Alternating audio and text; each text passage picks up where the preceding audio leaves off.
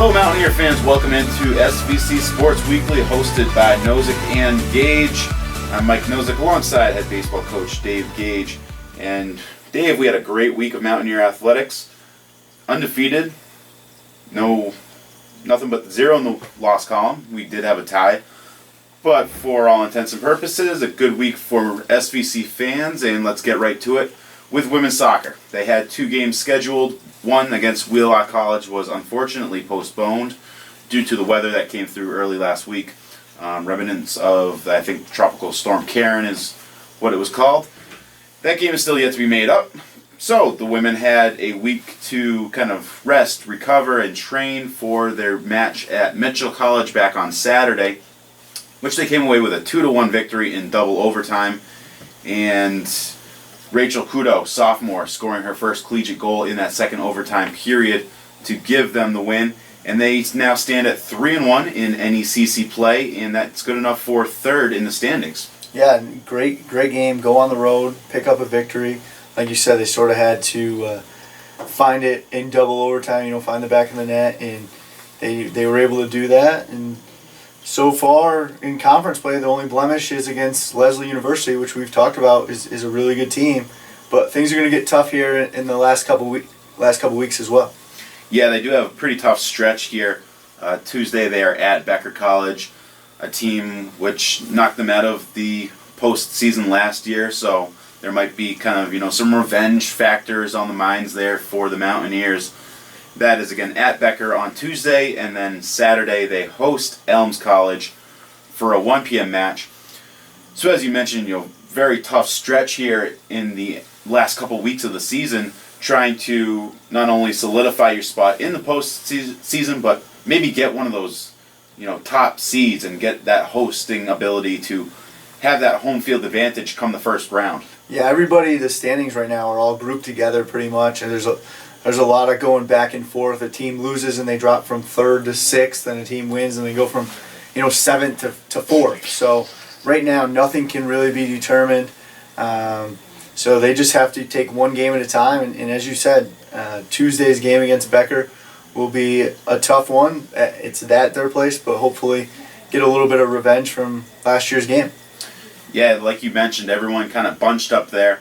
Obviously, Leslie University sitting at 5-0, pretty much head over heels amongst everyone else. And then on the other side of that, you have Wheelock College and Daniel Webster College, both with offers.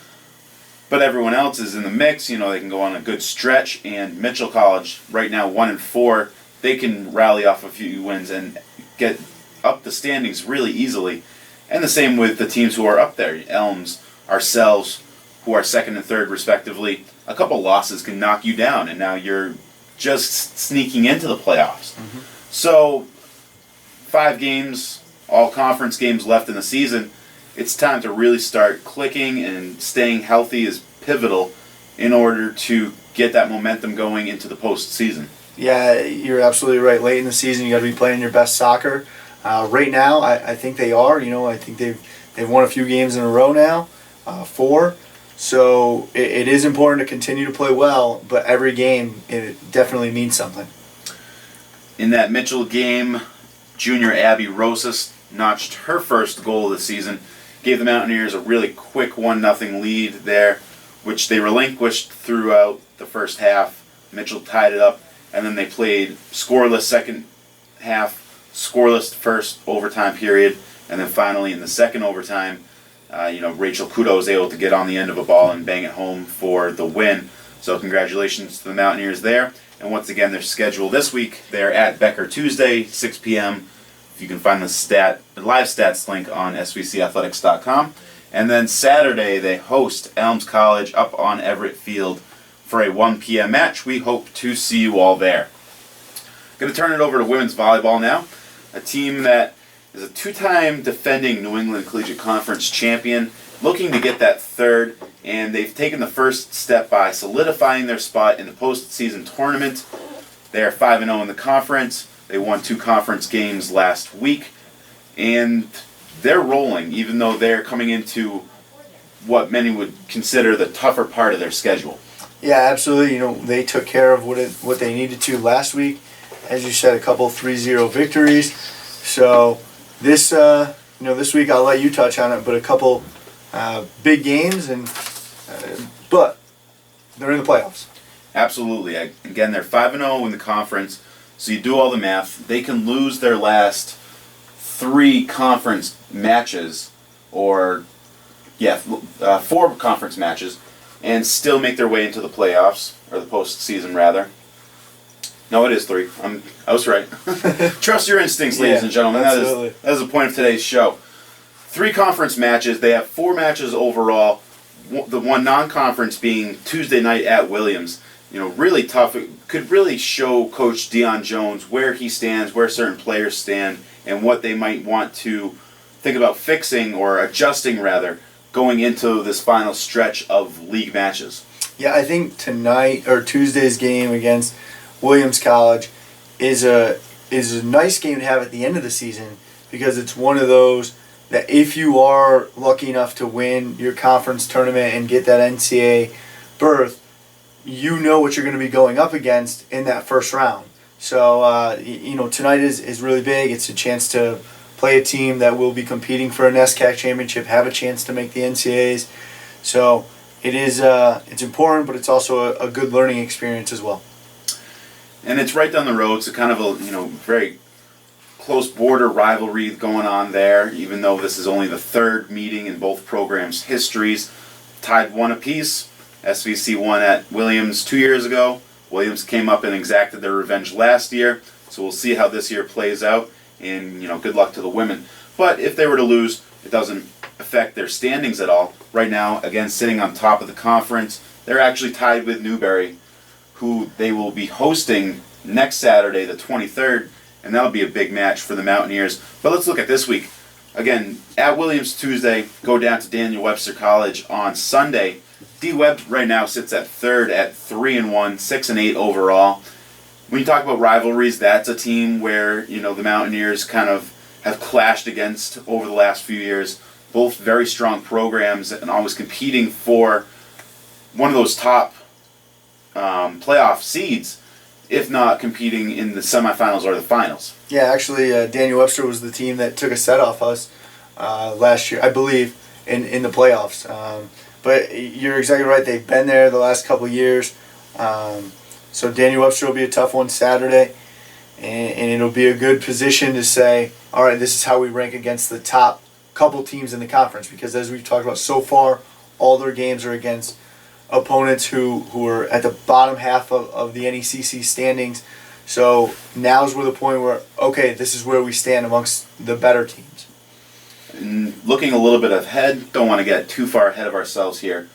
But again, at Daniel Webster on Sunday, and then actually they host Newberry College next Wednesday, I am corrected. Newberry, 5-0, Daniel Webster, 3-1, and then they end the season at Leslie on October 26th, who currently sits at 3-1 as well, 4th in the conference. So that's a really tough stretch, and I think we could see within these next couple weeks a potential playoff showdown and kind of previewing what you will see in the postseason. Definitely. It's something that, again, it's another chance to learn. Even if right now they're in the playoffs, so even if they go in and don't play exactly the way they want, they're going to be able to come back and say, this is how we played them a week ago or 2 weeks ago. Let's make the adjustment. Or hopefully they go in and take all the confidence away, so when that team comes here, if we're lucky enough to host, the team's like, Southern Vermont, another tough year. Southern Vermont might win it, and hopefully we get to keep that New England Collegiate Conference trophy in our trophy room. And that's a great point you make, that we are in the playoffs right now. So again, these last few matches in conference will dictate seed, but you really want to get that home court advantage. We've talked about it before, how hard it is to come, not only make the long trip up here, we're from these other various schools, but then to play in this gym, loud echo, and you get the place packed, it can be really loud and intimidating, and all those factors just play into an advantage for the Mountaineers. Yeah, the fans in this gym are absolutely crazy, so it's definitely a tough place to play for an opposing team. SVC junior Marissa Flores, this is quite the feat. She was named the NECC Player of the Week. Dave, that makes 3 straight weeks that a Mountaineer has garnered that award. So congratulations to Marissa. She hit 375 in those 2 matches. 16 kills in the win against Becker. That's a career high that she tied, matching 16 kills that she racked up against Norwich earlier in the season, which was a 5-setter. So she had as many kills in 2 less sets. That's a pretty special feat. She led the team with 10 kills in Saturday's match at Mitchell. So congratulations to Marissa. A great week for her. And that's really key to see her coming off an injury that she sustained earlier in the season and being able to, filter herself back into the rotation and really help this team going forward. Yeah, one quick thing here is we talk a lot on the cross-country side about the team improving. It's something that we've touched on week in and week out. We have to talk about that with this volleyball team too. As you said, 16 kills in 3 sets, whereas earlier in the season it was 16 kills in 5 sets. I believe their hitting percentages are getting a little more efficient. They're definitely getting better as the year's going on. So that's definitely a positive thing for the women's volleyball program. Yeah, they're definitely limiting their hitting errors, which is tremendous. You don't want to give points away. That's the worst thing that you can do. I think that must frustrate a volleyball coach tremendously. I've never done it, so I wouldn't know. You mentioned hitting percentages are getting better. Against Becker, they had one set that they hit 400, which is great. That's the best hitting all season for a single set. So again, as you mentioned, moving in the right direction, figuring out what do we need to do better. And when we talked about last year's team, limiting those errors is what really helped them pretty much run away with the conference. So that's a great point by you. And again, the Mountaineers this week are at Williams on Tuesday, and then they go over to Daniel Webster College in New Hampshire for a Sunday afternoon match. Turning it over to men's soccer now, the Mountaineers were 1-0-1 last week. Started off with a tie against Becker College here on the campus of Southern Vermont. 1-1, the Mountaineers, grabbed an early goal, but Becker wouldn't let down. They stuck right with them, battled, fought, and they went eventually tying the game. Game played, progressed. And that's one where I think the guys were a little frustrated. They thought they might have given away some league points there. But they didn't really let it get themselves too far down because they came back with a strong 6-0 victory at home over Green Mountain on Saturday. Yeah, it was great to see them get a 6-0 win against Green Mountain. But because I think you're right, going into the Becker game, it was a game that there was a lot of positive energy about amongst the men's soccer team, and I think they thought, hey, this is a chance to get our second conference win, sort of move into a little bit better position for playoffs. So that was definitely a tough Wednesday, following the Tuesday game, but they did respond well. It's something that this team does not have any carryover from game to game. Is each game they go into, and it's a brand new attitude. Now, hopefully they do have some carryover from Saturday's game and get a victory against Elms College on Tuesday. But we're going to have to wait to see about that one. Yeah, Dave mentioned the men are at Elms College on Tuesday for a 4 p.m. match. Also another rematch of last year's NECC postseason in which the Blazers knocked the Mountaineers out of the playoffs, that being down on the Elms field. So some of the guys that were from last year's team might have that in the back of their head, and again, looking to exact some revenge there. I don't know how both of those matches ended up on the same day for the men and the women, but playoff revenge day for Southern Vermont College soccer. Make sure you're checking out the live stats on svcathletics.com to see how Revenge Day is going. And then the men welcome Regis College on Saturday for a 3 p.m. start. That is also the SVC Senior Day, in which they will recognize those Mountaineer members who will be departing after the season, unfortunately. But it should be a good day. The last home game for the Mountaineers. So we hope to see you all up on Everett Field at 3 p.m. Last week in that tie against Becker, junior Eric Argueta notched the only goal in the 1-1 draw. He then added 2 more against Green Mountain, and one of them an absolute beauty. Struck with his left foot and sailed right up into the upper corner. When he hit it, it appeared that the Green Mountain keeper thought it was going to go completely wide or completely high, and then realized at the last second as it was tailing into the corner, I better make an effort at this, and he just couldn't get his fingers on it. So again, a beauty goal, 3 goals over the week, and that helped give him the NECC Men's Soccer Player of the Week nod. Congratulations to Eric. He now sits in the league with 6 goals and 14 points. That is 3rd best in both categories. Ruben Oliveras also with 2 goals. Derek Snow, another offensive force that has really helped make a name for himself this year with a goal and an assist against Green Mountain. So some of these guys are starting to build some confidence, build their chemistry not only off the field or in game, but in their styles of play. They're starting to mix that together well and utilize it to get goals. Yeah, you're right. The one thing that I saw last week is there was a lot of combination play against Becker College. I wasn't there on Saturday's game, so you could probably talk a little bit more. But I think you're right. The chemistry's starting to get there. They're starting to see the style that first-year head coach wants, and we'll have to see this week. It's a big week though for these guys. 2 conference games. They're sitting just outside of the playoffs, I believe, right now. So it's an important week because Elms is coming off a huge win against Newberry College, who is on top of the standings going into Saturday. So it is a tough day on Tuesday, and senior day is always a fun one at home, when they host Regis College on Saturday. Yeah, as Dave mentioned, big week. Right now the Mountaineers are sitting at 1-2-1 in the conference. That matches Leslie University, who holds the tiebreaker because we lost to them earlier in the season. So if the season were to end right now, we would be just on the outside looking in. So if they can come away with a couple points this week, that would really help things. Regis right now sits at 2-2-1, so they're no slouch. And it's a similar situation to last year, where if you play your best soccer and you do the things that you're supposed to do, you can get yourself into the playoffs. And that's the goal. Once you're there, anything can happen. But it's on them. They got some work to do, and we'll see how they do. Again, starting with Tuesday's match at Elms, 4 p.m. Live stats are on svcathletics.com. Cross countries did not race last week. A nice chance for the Mountaineers to kind of rest up, do some more recovery, allow themselves to just take a weekend off and enjoy the fall foliage or whatever else they were doing, go home for the holiday weekend. And then they also prepared for the Western New England Golden Bear Invitational, which is coming up this Saturday, the 19th. This is a race that they all did pretty well at last year. And I know some runners, the Helio Mastas of the world, have been looking forward to this all season. They've had it marked on their calendars.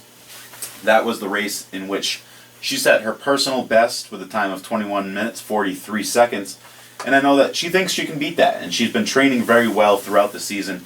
So she definitely has kind of a target on that race. And I'm sure her, the Skylar McGuires, on the men's side, Herson Canta, Victor, pretty much all of them have been, again, training well. Some time off gives a little bit more ability to recover and get focused.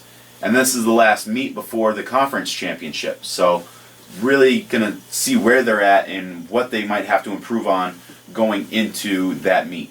Yeah, it's one last chance, like you said. It's one last chance to prepare before the conference meet, and it's also in a similar location. This one's in Springfield in the conference, so air quality is going to be very similar between Springfield and Westfield. I don't know how much that matters. It's not like it's in the mountains or anything, but hey, you never know. Any advantage that we can get, right? Absolutely. So good luck to the Mountaineers down at Western New England this weekend. Hopefully the air quality is good enough for them to come away with some good times. Midnight Madness, Dave. Last night, Monday night, Tuesday morning, technically, whatever you want to call it, kicking off the 2013-14 basketball seasons. It was a nice chance for the student athletes to pack the gym, or have the gym packed and have all the other students come and support them and get that place going. So we saw some high-flying dunks, some great three-point shooting. NECC Rookie of the Year, Amber Flagg, winning not only for the women's team but overall three-point competition. So that was great to see, for her. And I think a lot of people are pumped for a month from now when practices and scrimmages are over and it's game time. Yeah, there's a lot of excitement on campus right now just about all of our sports. Like you said, a really good week last week. And, we got 7 sports right now that are competing. And I guess, basketball's not competing yet, but practice-wise they are, and, in their seasons. So definitely an exciting time around campus. And as you said, hopefully all those fans are out for this week's games as well. Yeah, definitely. As you mentioned to me a little while ago, one of the more pleasurable times of the year, if you will, for the sports information directors and athletic trainers of the world, but rather be busy than bored, so what are you going to do? We'd like to thank you all for tuning in to SVC Sports Weekly.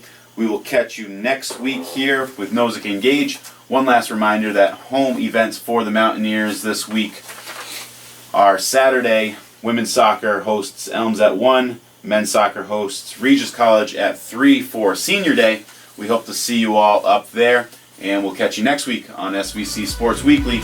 And as always, go Mountaineers!